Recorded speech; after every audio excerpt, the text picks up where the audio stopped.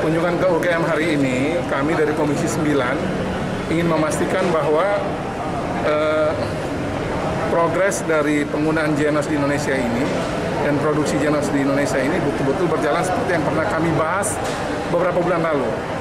Beberapa bulan lalu kan kami ke sini juga dari Komisi 9. Kami menemukan bahwa UGM menghasilkan beberapa alat, salah satunya Genos.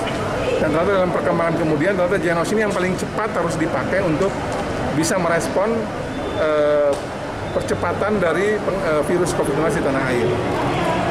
Genos ini penting, seperti juga keinginan Presiden Jokowi untuk bagaimana kita bisa meningkatkan testing sehingga kita bisa memastikan bahwa ada pengendalian yang betul-betul dilakukan secara masif sehingga kemudian membuat masyarakat juga bisa dipastikan status kesehatannya.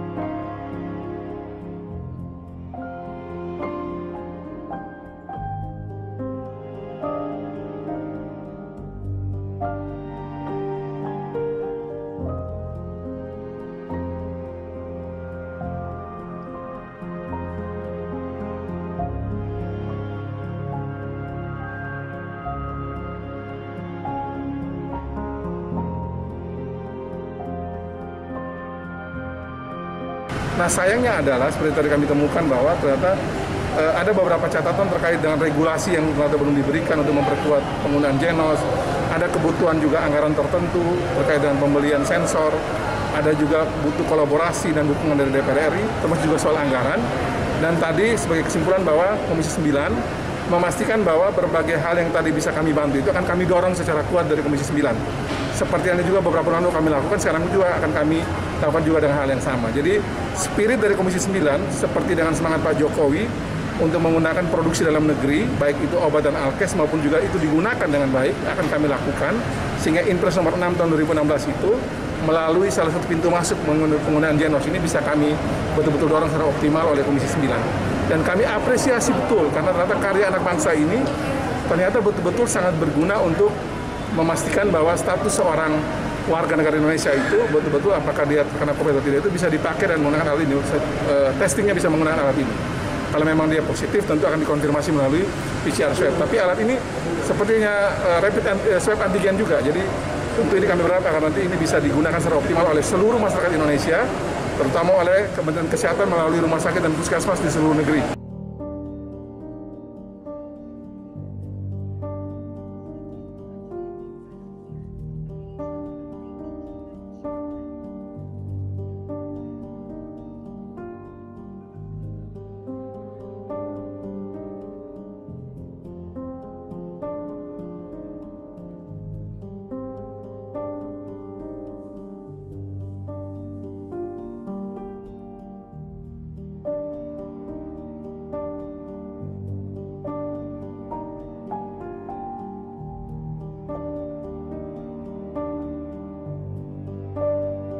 Kenapa Pak belum adanya regulasi menjadi kendala, kenapa? Ya tentu kan seperti yang tadi sudah disampaikan bahwa ini tidak bisa dipakai kalau memang Anda kata belum ada regulasi dari Kementerian Kesehatan apakah alat ini digunakan dalam status seperti apa di berbagai perangkat yang bisa digunakan oleh bagian atau domain dari Kementerian Kesehatan di rumah sakit atau puskesmas. Nah, kami tentu meminta kepada peneliti UGM Pak Kuat dan Pak Dr. Dian untuk memastikan kualitasnya dari berbagai catatan tadi bisa makin disempurnakan. Tapi di sisi yang sama juga kita mendorong agar dengan segala yang sudah dihasilkan ini mulai bisa dipakai. Karena toh ini juga tidak menimbulkan efek samping apapun kok.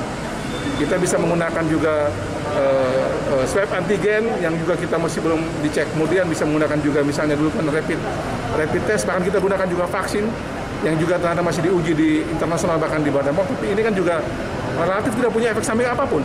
Dan dia punya kemampuan juga untuk melakukan testing bagi warga negara terkait dengan status COVID-nya.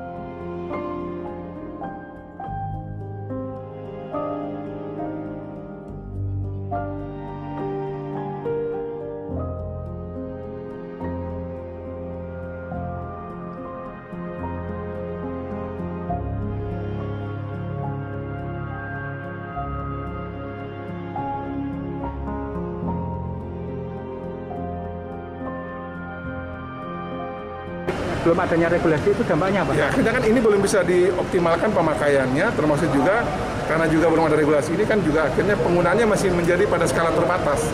Tapi kalau sudah ada regulasi yang dihasilkan, tentu dia bisa dipakai bukan cuma kayak sekarang di kereta api ya, di stasiun atau mungkin di stasiun atau juga mungkin di terminal bis. Tapi kalau sudah bisa ada regulasi yang baik, sekali lagi sesuai dengan kapasitas yang dimiliki oleh alat ini, itu bisa dipakai di rumah sakit, puskesmas, dan di mana-mana, di kantor-kantor juga bisa dipakai secara luas. Sejauh ada regulasi yang dipastikan diberikan oleh otoritas negeri ini.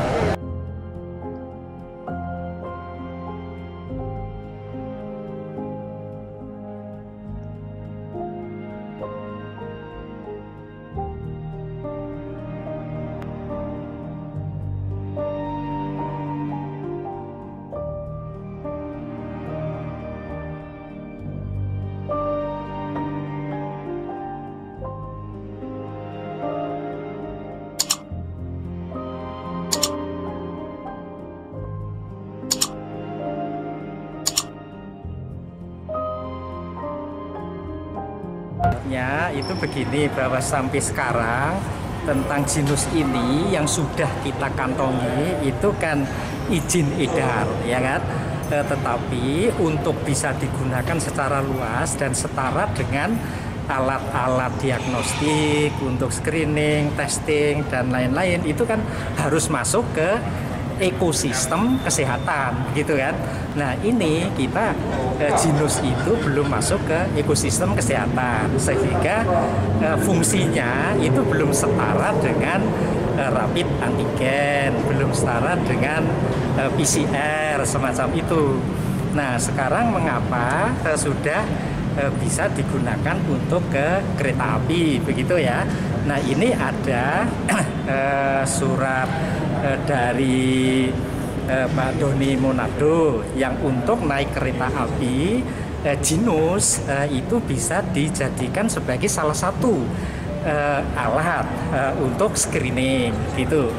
Kemudian juga ada surat edaran dari Pak Menhub bahwa untuk kereta api itu bisa menggunakan Jinus sebagai alat screening gitu. Tetapi untuk yang lain-lain itu belum, karena memang belum diakui di dalam ekosistem kesehatan di Indonesia.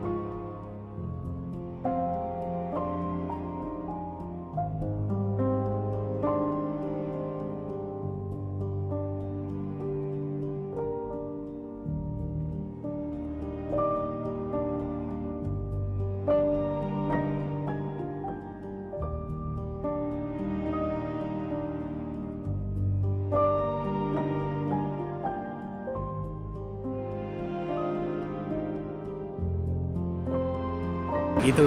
Kendalanya apa, Pak? Kendalanya itu kan nanti ada persyaratan-persyaratan tertentu yang diperlukan untuk pemerintah bisa mengakui itu. Misalnya persyaratan dari WHO tentang peralatan yang bisa digunakan untuk alat screening secara resmi. Begitu. Jadi ada kaitannya dengan otoritas di Indonesia dan otoritas dunia. Lah, kelihatannya itu ada yang harus diselesaikan, yang harus dipenuhi regulasi-regulasi untuk bisa keluar itu. Upaya UGM apa, Pak? Ya, upaya UGM kita mengikuti persyaratan-persyaratan yang diminta oleh Kementerian Kesehatan, gitu ya. Kita lakukan terus begitu, dan harapannya nanti bisa lekas terpenuhi gitu. Ya memang itu tadi juga didiskusikan mengapa misalnya negara lain untuk kepentingan di dalam negerinya itu berani menggunakan pemanfaatan penemuan-penemuan di negaranya untuk kepentingan di dalam negeri, walaupun belum sampai ke misalnya WHO semacam itu ya. Jadi ini memang kami universitas sebagai tempat penemuan alat ini yang kemudian ada manfaatnya sangat besar, itu tetap mengikuti apa yang disyaratkan oleh otoritas kesehatan di Indonesia. Tetapi kami tadi juga sangat apresiasi, sangat berterima kasih kepada Komisi 9 DPR RI ya, yang betul-betul memberikan dukungan yang luar biasa kepada UGM di dalam pemanfaatan genus nantinya agar bisa secara lebih luas ini bisa digunakan. Pak, persyaratan yang masih diminta apa, Pak? Nah, itu peneliti ya yang sudah mengidentifikasi dan mencatat. Saya sendiri secara detail itu tidak tidak mengikuti apa saja yang harus disiapkan